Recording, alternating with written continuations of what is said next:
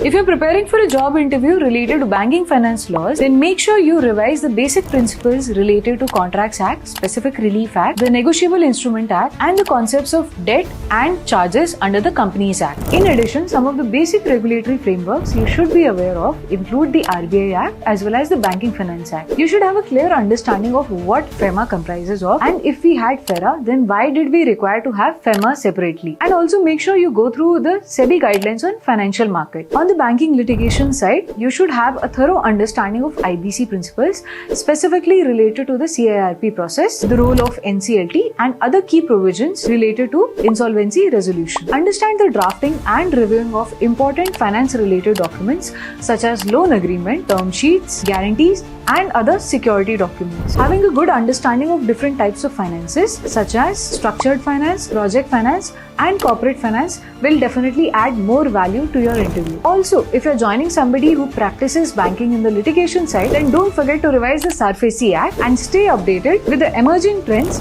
such as digital banking, the fintech laws, the cryptocurrency regulations, especially if you're applying to a law firm which deals with crypto-related matters, and more importantly, the ESG-related investments. All the best.